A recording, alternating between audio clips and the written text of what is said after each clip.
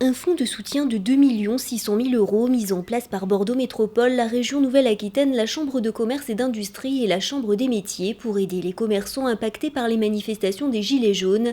La perte d'activité sur le centre-ville de Bordeaux et en Gironde est estimée à plus de 20%.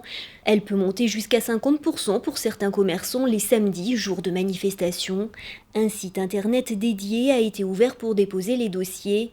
Le plafond est fixé à 16 500 € pour les commerçants se situant dans le périmètre du centre-ville.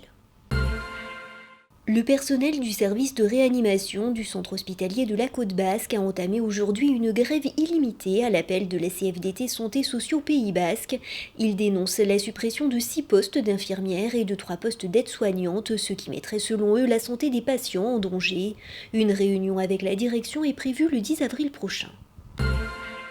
Le chantier du pôle d'échange multimodal situé près de la gare de Périgueux touche à sa fin. Les chaussées vont être finalisées et les feux tricolores seront mis en place dans les jours à venir. Après 7 mois de travaux, les différents moyens de transport, bus, trains, voitures, mais aussi vélos seront utilisables dès la fin du mois. À noter que la navette ferroviaire reliant Niversac à Mussidan sera progressivement mise en place jusqu'en 2022. L'objectif de ce chantier, voir le nombre de voitures diminuer dans le Grand Périgueux.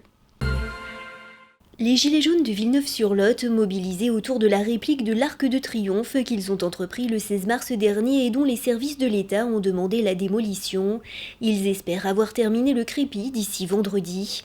Les Gilets jaunes ont décidé de créer le buzz pour sauver leur monument et ont décidé d'organiser un tour de garde pour surveiller leur réplique. De son côté, la préfète du Lot-et-Garonne a fait savoir qu'elle était prête à prendre un arrêté. L'Arc de Triomphe situé sur le rond-point, obstruant la visibilité des automobilistes et mettant en jeu leur sécurité. Le vélo utilitaire français, c'est ce vélo électrique à 3 roues, adapté au transport de charge et destiné pour l'heure aux professionnels. Il a été pensé par 2 Palois et est assemblé à Mauléon-Lichard dans les Pyrénées-Atlantiques. Ce vélo entièrement modulable dispose d'une autonomie d'une 50aine de kilomètres et peut transporter jusqu'à 200 kg.